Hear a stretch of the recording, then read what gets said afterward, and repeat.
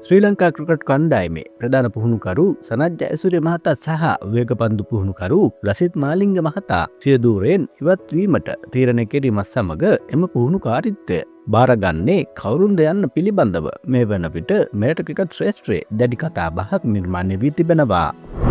මෙම සංවාදය තවදුරටත් උණුසුම් කරමින් හිටපු සුපිරි ක්‍රිකට් ක්‍රීඩක තිලකරත්න දිල්ෂාන් මහතා තැබූ සටහනක් සහ ඒ සඳහා ප්‍රේක්ෂකයන් දැක්වූ ප්‍රතිචාර පිළිබඳවයි අප අද ඔබව දැනුවත් කරන්නේ.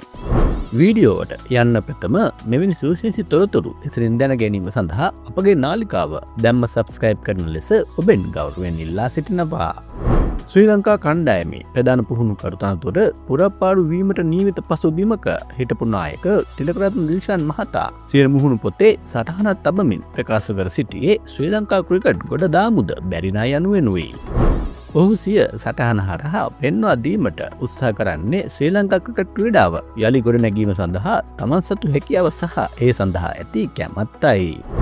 මේ පිළිබඳව අදහස් දක්වන බොහෝ දෙනා පවසන්නේ ඔහු වක්‍රව මෙම පුහුණුකර තනතුර කෙරෙහි සිය අවධානය යොමු කර ඇති බවයි.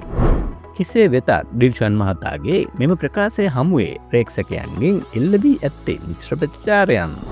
ඇතැම් ප්‍රේක්ෂකයන් පවසන්නේ සිම්බාබ්වේ වැනි රටවල පවා ක්‍රිකට් දියුණු කිරීමට දායක වූ මෙවැනි ක්‍රීඩකයන්ගේ සේවය ශ්‍රී ලංකාවට අවශ්‍ය බවයි.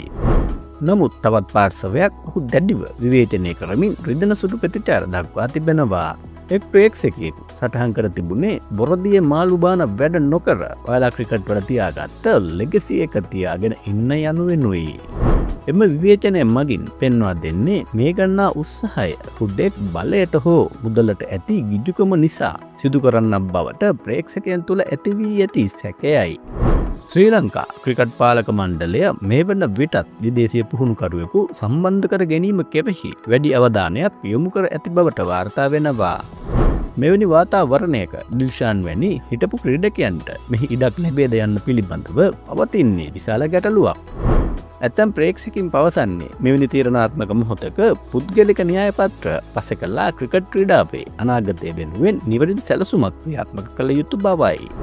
තිලකරත්න දිල්ෂාන් මහතාට පුහුණුකරු තනතුර ලබා දීම පිළිබඳව ඔබේ අදහස කුමක්ද? දේශීය පුහුණුකරුවෙකුට වඩා විදේශීය පුහුණුකරුවෙකු අපට ගැලපෙනවාද? ඔබේ අදහස පහලින් කමෙන්ට් කරන්න. අලුත්ම ක්‍රීඩා තොරතුරකින් නැවත හමු වෙනකන් ඔබට සුබ දවසක්.